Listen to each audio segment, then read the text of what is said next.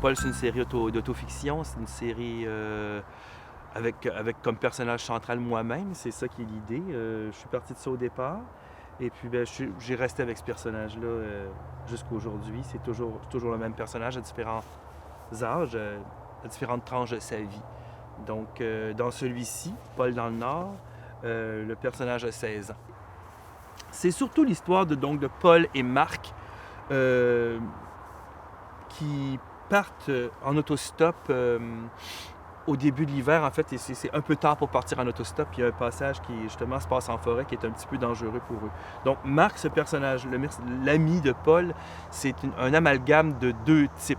Moi, quand j'étais jeune, j'avais un ami qui s'appelait Marco, un autre qui s'appelait Jean.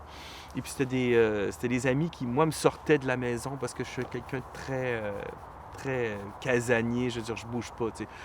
Je bouge presque pas de ma chambre. Quand j'étais enfant, je fais un peu la même chose qu'aujourd'hui. Je travaillais dans ma chambre, je faisais les dessins, je jouais un peu de guitare. Aujourd'hui, j'ai 56 ans, je suis dans mon bureau, je joue un peu de guitare, je joue un peu de piano. Donc, c'est toujours eux qui me tiraient. Là-dedans, c'est un peu ça qui se passe. Paul est encore chez eux après Noël. Il sait pas trop quoi faire, puis il reçoit un téléphone de Marc. On s'en va sur le pouce. Il y a une fille à l'école qui m'a dit qu'elle avait un chalet au lac Ron. C'est la seule information qu'il y a. Je vais réciter un petit passage où, évidemment, quand on voyage sur le pouce, on se retrouve avec un paquet de chauffeurs inconnus et des fois, c'est des weirdos. Ce qui arrive ici, justement, c'est que là, il y a toute la panoplie de conducteurs qu'on peut retrouver quand on voyage sur le pouce. Le premier chauffeur qu'il rencontre, c'est un bonhomme qui mange une tonne de McDo puis qui lance tous ses déchets sur le siège arrière. Donc ça, c'est le premier qui est un espèce de porc avec la voiture complètement dégueulasse. Il y a aussi le bonhomme qui veut leur pogner les cuisses puis les sucer au bord de la route. Ça, j'en ai eu quelques-uns sur la route quand j'ai fait de l'autostop. Puis bon, le voyage avance, il se retrouve finalement avec un camionneur qui s'endort. Donc leur dernier lift, comme on dit, avant de s'enfoncer dans la forêt. C'est un camionneur qui s'en va à la baie James en des heures et des heures encore plus au nord, puis que lui, il s'endort. Il s'endort, puis il va avoir de la compagnie dans son camion pour rester éveillé.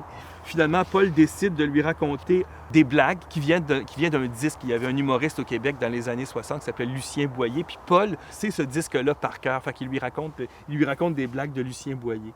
Non, mais il en arrive-tu des affaires? C'est un cannibale qui demande à l'autre « Qu'est-ce qu'on mange à soir? » L'autre répond « 2 femmes. »« Oh non, pas encore un ragoût de boulettes. » Des trucs plates comme ça. C'est un gars dans un restaurant, tu comprends. La waitress, il demande « Comment avez-vous trouvé votre steak? » Le gars répond « En dessous de ma tranche de tomate. » Fait que c'était un gars qui faisait des blagues comme ça, vraiment avec le tambour, une après l'autre. C'est vraiment un stand-up de musical. Donc, ils se retrouvent à Mont-Laurier. Donc, ils se disent « OK, on est à Mont-Laurier, on débarque ici. » Fait que là, ils se mettent à marcher dans le bois, comme on dit. Puis là, on est vraiment sur des routes secondaires et même tertiaires, sont complètement bien trop loin. On entend beaucoup de crouche-crouche, hein, vraiment au Québec, quand il fait froid, on entend la neige crisse sous les pieds. Là, ça veut dire qu'il fait moins 20 et peut-être plus. Là. Donc, il s'enfonce. Puis Paul, un moment donné, dit à Marc, il fait pas chaud, hein? Là, Marc répond, oui, comment ça fait fret, là? Bon, t'as rien d'autre qu'une chemise de chasse? Non, j'ai juste une tuque. Ben, il dit, mets-la donc au moins, tu sais. J'avoue que mon chandail de laine n'est pas liable non plus. C'est pas très chaud. Il continue à marcher, s'enfonce, la noirceur tombe, la neige se met à tomber aussi. Donc, une petite neige. Une demi-heure plus tard, Paul commence un petit peu à être inquiet. Il faut dire, justement, Paul n'est pas habitué à ce genre d'aventure-là. Il commence à être un peu inquiet.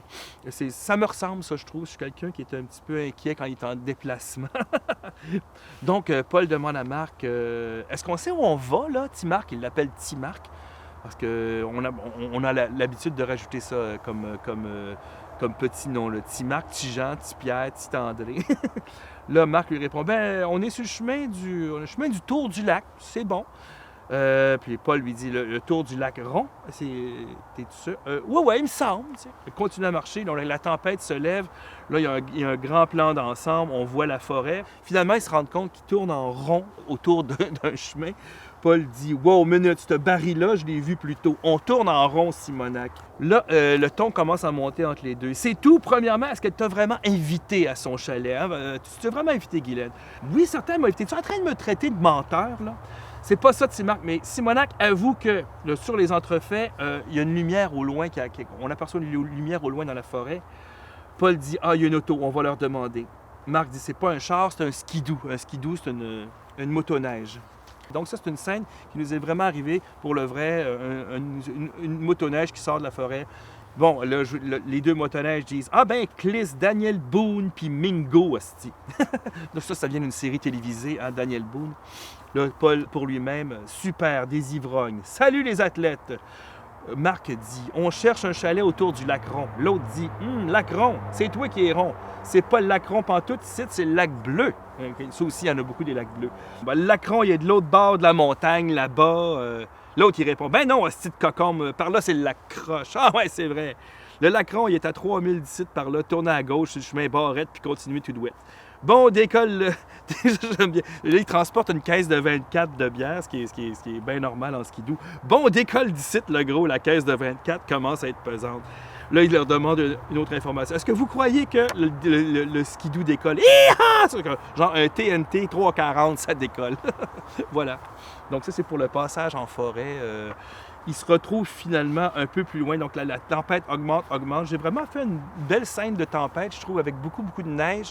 Dans ces tempêtes-là, il neige vraiment à l'horizontale. Quand ça chie, comme on dit, il neige à l'horizontale tellement il neige fort. Fait qu'ils sont pris là-dedans. Et puis là, ils sont vraiment comme en perdition. On pense vraiment qu'ils vont mourir, finalement. Moi, j'ai vraiment pensé mourir quand j'étais avec Marc dans cette expédition-là.